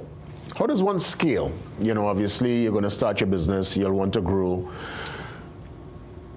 Again, the bank will make certain requests they want certain documents. Walk me through from starting, getting the ball rolling, and to scaling that said business, especially in the digital space. Yeah, so lovely, beautiful question. So scale can happen all depending on, what business you tend to go and pursue. If you're somebody that's selling products, you scale through digital because this is where you're going to get into e-commerce, because once you have an e-commerce platform, whether it's an e-commerce website or your business is available on any one of the marketplace applications, you can scale because now you're not limited to selling to people within your own community. You can sell to anybody. If I'm living in Tunapuna, I can sell to somebody living in Grandy, someone living in South, and we have local couriers that can move products from point A to point B. We have a wide variety of them, but to scale would be you have that e-commerce platform where people by the hundreds and thousands can go to your platform, buy. That's one way of scale. To scale, if you want to scale expertise, so like I'm in the space of, I'm a knowledgepreneur, so I do workshops. I can scale that because now I can turn my knowledge, I could turn those into courses, I could turn those into products, I could turn those into workshops. Shameless plug, I have a workshop July 11, July 12, teaching digital strategy in the age of AI. I'm not limited, I'm in Thailand. I have people coming in from Singapore, from China, from a variety of Caribbean islands, whilst I sit right here in Thailand. So scale can happen because I'm doing something that's digital. I'm doing a digital workshop. Another way that you can go ahead and scale is through content. So your content is going to be able to get you into rooms that your physical presence simply cannot. So if you specialize in any particular area, as long as you have your platform and you're putting out your content and you're educating your potential customers, you have people from around the world that can see your content and your platform. And as long as you have given them the digital mechanisms to be able to conduct business with you, then your business by fault is going to be able to scale, because now you're no longer limited to just selling people in a physical space if you only have that brick and mortar store. In the minute that remains, because we're going to wrap things up, which out of the three business models seems to be the one that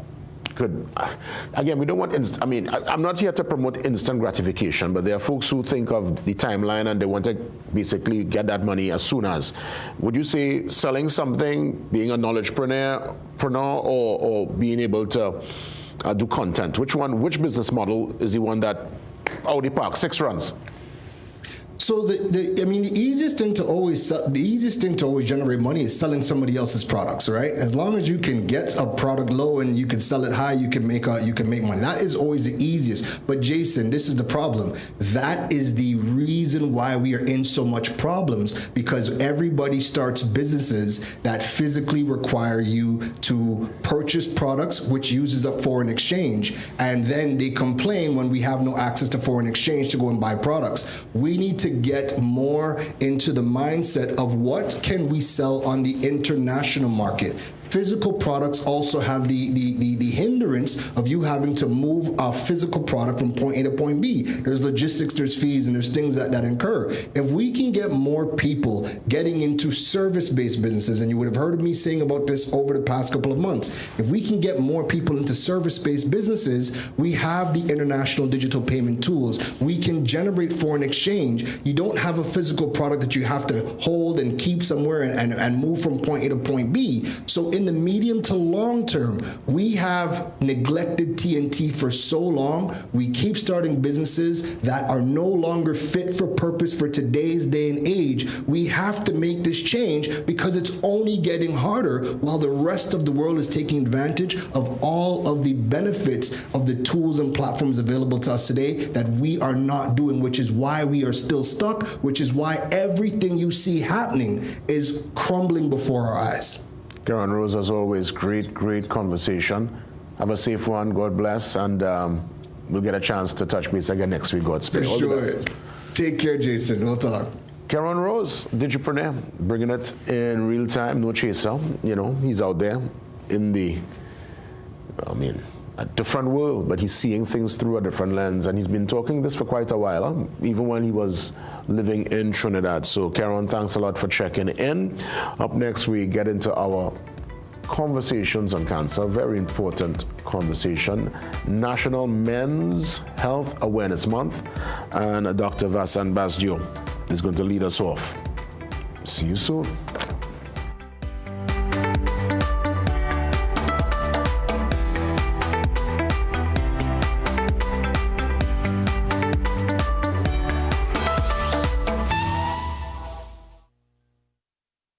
Panadol's new formula, 5 times faster than other paracetamol brands. There's no time to waste during special moments. When I need fast pain relief, I choose Panadol Rapid. With its new formula and exclusive technology, it's 5 times faster than other paracetamol, giving me effective pain relief. And it's also gentle on my stomach. Because my greatest gift is giving them special moments.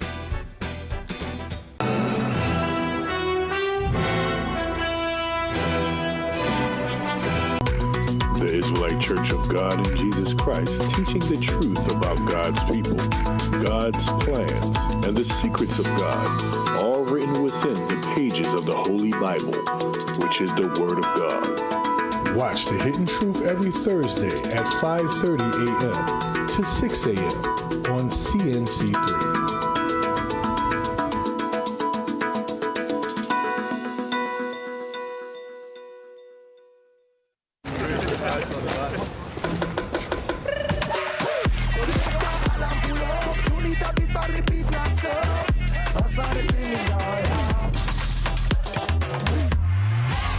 Lucozade, bring the energy. Unbeatable taste, new look. Attention all listeners, are you ready for the ultimate news experience? Introducing the Trinidad and Tobago Guardian, the nation's first and most subscribed newspaper. We deliver where others can't. With the widest delivery network in TNT, you can have the Guardian delivered right to your doorstep or office every single day. Take advantage of our special annual subscription offer so you can stay on top of the leading stories even when you're on the go. Sign up today. Time is running out. Inquire about our 3-month and 6-month packages as well.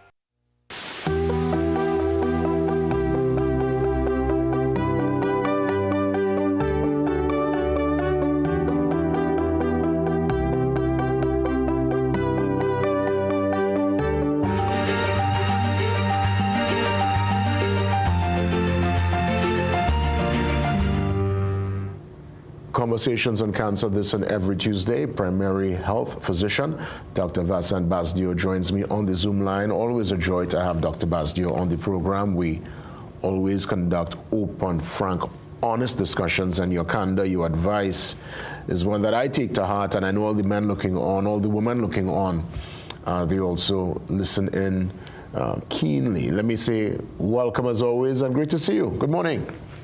Always a pleasure to be here, Jason. Good morning to our viewing audience. And yes, having these honest, open conversations to really lift the health education and the minds of Trinidad and Tobago so that we can make better informed decisions that are practical, realistic, and on the ground, as we say. Yeah.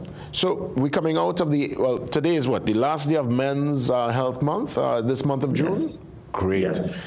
So, in that regard, I want to start things off by asking, how do we get our brothers to come to the table, to really be honest about what's going on? Because up till last week thereabout, I was spending some time with my uncle. I love him a lot. He is like a father figure to me, and he was going through some difficulties with his stomach and stuff, and he was, alluding to it's boys win gas. Every pain we feel as men, we think is gas. You get pain in your knee is gas. You get a pain in your belly is gas. A pain in your neck is gas. Exactly. But it could be more. And of course, he did his due diligence. He went for his checkup. We insisted, and he did that. How do we get men out of that mindset that is win? And where that come from? Everything is gas. Yeah, Jason.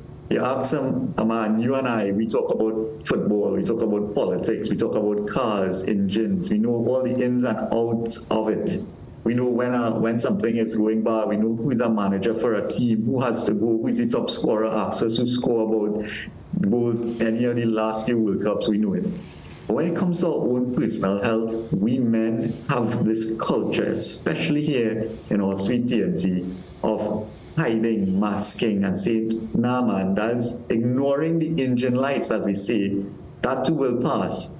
And one of the things about it is it starts from childhood. So your uncle from a young boy, and you and I too, would have been brought up in a society where men weren't allowed to express themselves in a way that, nah boy, this ain't feeling right, you know. I'm not feeling well, you know.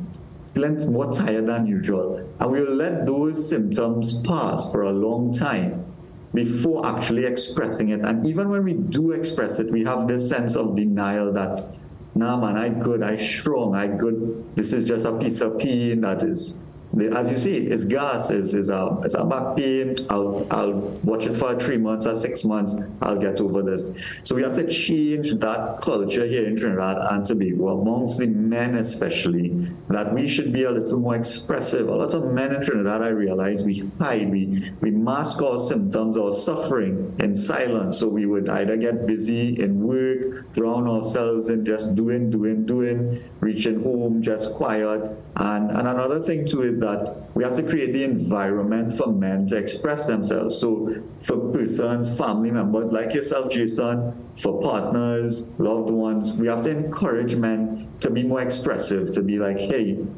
hon, what's going on? I notice you're a little bit slower these days, a little bit tired. Let's talk about it. And many times, actually, it's a caring, loving relative or partner who brings a man to the clinic, actually, and that's very important. Yeah. So a lot of times, especially to men who are in relationships or where they place intimacy on a very high agenda within their life. Yes. I've heard many times that it's only during that particular moment to exercise that they realize, okay, they're not functioning, they don't have that particular prowess like before, and they realize that something is wrong. What are the indicators that makes that even possible? Like you recognize that, okay, something is not working out for you within that realm of intimacy. What could be the cause, a factor for such? Because I mean, if you realize something going on, a lot of times that's when men actually realize, okay, water more than flour, let me go check on myself. Exactly. And then they realize there's something even more severe. What are the factors that lead to that? Yeah, and to all men out there and partners and in relationships and these things, it's a very good measure of your health. And that's a reality that we must take into check. So there are many components, recently away from this whole idea that their issues were just around the ovary. And we moved away now to say that it's a multi-endocrine ovarian syndrome. Similarly with men, we must move away that our health is related only to the prostate and only to the testosterone and the testicular fortitude, as we say. But it's so many components of mental health. So in fact, that libido, that drive, you might be thinking, your partner is no longer interested in you, but this time he's fighting a depression, he's fighting anxiety and stress and these things. The other thing is in the aging population, men over the age of 50, you would say, oh, well, this is natural part for the course, but this time it's a signal of your cardiovascular health. And I always tell men that look, the same way that your blood needs to flow through your heart and you have to have clear arteries in your heart. Similarly, if you are noticing a change in your performance, this is a good indicator of your cardiovascular health. So if we are in relationships where we are very non-judgmental, open, where we can have honest communications, these are actually signals, early signals that we can have honest, open conversations about, let me go in and take a general check. Let me check up my mental health. Let me check up my testosterone. Let me check up my screen for prostate cancer, screen for benign prostatic hyperplasia, these diseases that affect our physical health. And especially, as we said, this intimate performance that men, it is a very important and integral part of men's health. And what's your advice for men who sometimes will take substances or take recommendations to? I think that might just be masking the particular issue because, yes, you have gone from, let's say, titanium to aluminum, and you're taking something to get that little feel of the titanium again, to feel like, you're pleasing your partner, you're feeling that, you're back to that Iron Man. Yes. But it's just temporary, and then, as you rightfully said, there might be something deeper going on with the artery, deeper within your system, and you don't want your partner, you don't want your wifey to feel like, you're not interested anymore. Yes, certainly. And it's so many components. So we are specialist family physicians. We look at the entire, what we call circle of sexual health, for instance. We look at even the drive. What is causing that drop in your drive, your libido, as we say? And then so many persons I speak to in the clinics, they go and they get things, sometimes over the counter without proper medical health professional advice. And the idea is that we treat the underlying cause. Because if you are a male and you are at high risk for cardiovascular disease, and you are taking some of these medications, these colored pills, then you can be putting yourself at serious risk for actual cardiovascular events, strokes, heart attacks. You can have a drop in your blood pressures that are very significant if you take these medications with other medications. So it's something that isn't just a quick fix. In fact, many times, there's a lot of performance issues that may be not related to a physical thing, but a more psychological, mental aspect. And there's actually way effective treatment for that aspect of it. And this time you are actually hurting yourself, thinking, let me go drink this, take a energy drink, all these things that are actually damaging our health. And in the long run, we won't be here for our grandchildren, we won't be here for our partners, and to be living these long, healthy lives that we aspire to. Doc, for some, the men who, work extremely fast pace, the hard men, the construction, the men who are on that go, where sometimes they take for granted diet, a well-balanced diet. What's your advice in that regard? Because sometimes, you might forget to eat when the day comes. You end up eating late and you might not be eating what's the best option for the body to give the nutrients. So what's your advice in that regard? So diet is a very big topic, especially when it comes to cancer. We do recommend in your diet, instead of snacking on the fast, high glycemic snacks, look, it's Trinidad and Tobago. Have your local fruits, have a bowl with some nuts, especially for men, the almonds, the walnuts, the cashews. Long time you always see a man snacking on nuts. Now the snacks have changed. It's all these processed and high sugar content foods. So remove the snacks with fruits and vegetables. Especially in your diet, you want to avoid these processed, chemicalized. Moderate or limit your intake of processed red meats, especially, as this has a high link to colorectal cancer. And in terms of diet also, Jason, I want to really implore all the men listening that your diet is not simply only what you eat, but it's how you eat, when you eat, your portion size, why you eat, So we must get away from this idea that we're just gobbling down food. Have a relationship with your food so you don't feel guilty on that Friday night. You go down by the burger man and you have a burger. You go down by the corn soup man or woman and you have a corn soup. Well, corn soup to me is a very healthy option. But you must have a healthy relationship with your food, especially when it comes to diet. And two things in the diet for men that are really affecting us is tobacco and unhealthy alcohol consumption, particularly the binge drinking, Jason. It is way more harmful to binge heavy on a weekend than to have 1 or 2 drinks every day. This is a culture we've developed. A whole week we jam hard, we work hard, and then on the weekend we bat in like our boy Amir Django there out on the cricket field, So these are the conversations we really have to have amongst our men. Dr. Basdio, as always, sincere thanks. And we will continue to because you notice we've been having these conversations for quite a while, and it's about reinforcement and just reminders. And I want to thank you as always. Have a safe one, and God spare, we'll touch base soon. Thank you, Jason. Always a pleasure. Looking forward to the next one. Indeed, Dr. Basdio, brilliant young doctor there in the Southland, and I thank him always for giving us great advice. Up next, yes, indeed, we get you ready for this Wednesday. It's the Media Insight Conference. Full details after the break.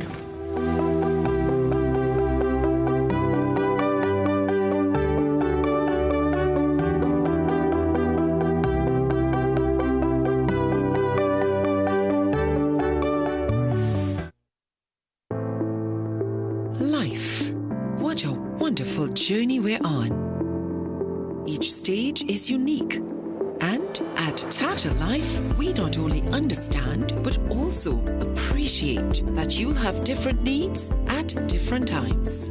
So trust us to protect you and yours with our comprehensive range of financial planning solutions to ensure that you never, ever have to worry.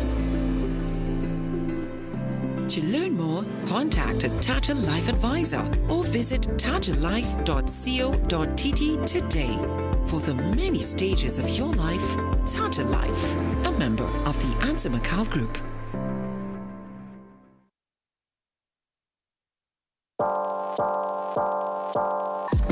Welcome to Holiday Inn Express and Suites. Do enjoy, Stacey. You want some coffee? Can I have a bit? Perfect then. That's exactly what we need. Hey, the pool is this way. Whatever you're here for, we're here for you. Stay smart at the Holiday Inn Express and Suites.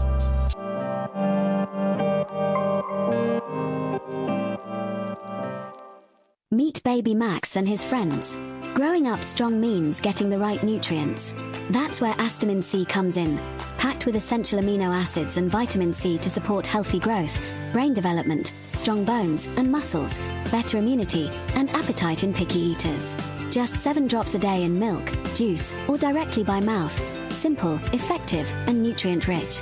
Give your little one the boost they need to thrive. Astamin C, healthy growth made easy.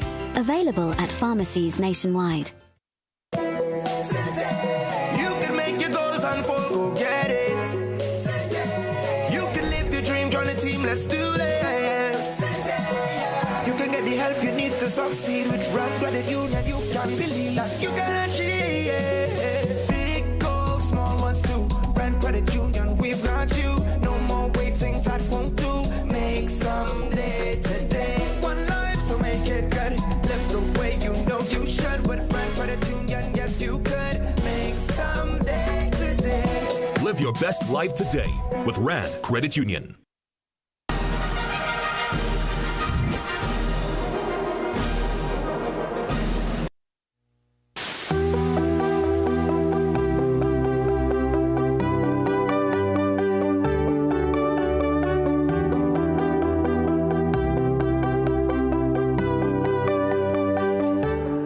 So amazing to have two tremendous guests with me on set. We're going to get ready for this Wednesday at Movietown, the Media Insight Conference. As a matter of fact, Alison Demas, who is the CEO of Media Insight, was featured.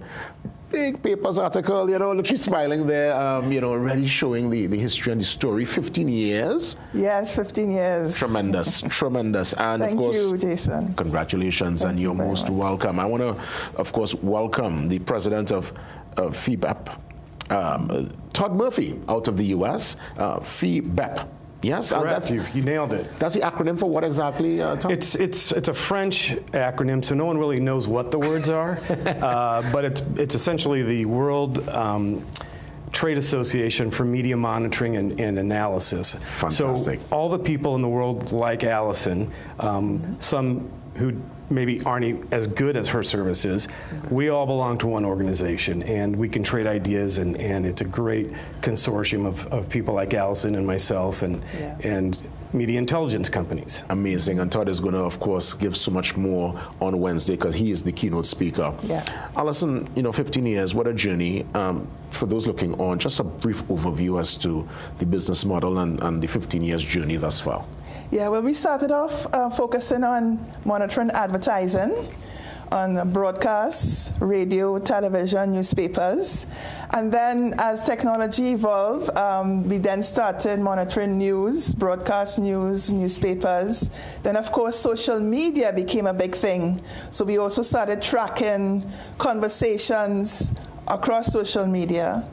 And, of course, we live now in a digital age, and we realized, you know, we're in Trinidad and Tobago in the Caribbean, but, you know, there's a whole world out there. So we decided we needed to join FEBEP to able to be, keep abreast of what's happening internationally in terms of media monitoring and analysis. And in that regard, FIBAP, you understand and monitor media trends across the globe. Where does the Caribbean stand in that conversation?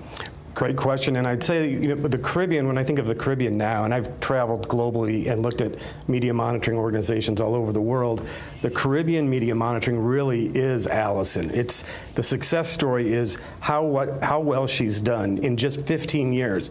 My own company was started in 1908, so over 100 years old, but Allison's been able to, in 15 years, I would say, move into, as far as completeness, comprehensiveness, and taking care of her customers, I'd say she's a top 10% organization in FIBAP. Ah, thank you. I never realized that. And that's not insight.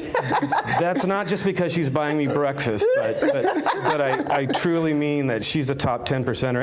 And that's what I like so much is when I get to visit places like Warsaw, Poland, or Port of Spain, I get to see what people are doing and how they're doing it, and it always surprises me. I literally saw Allison melt in the chair just out there with that commendation. I really did. Oh, amazing. I recognize the theme. The theme for the conference is From Insight to Impact. Yes. Could you elaborate as to the ethos and why this particular theme?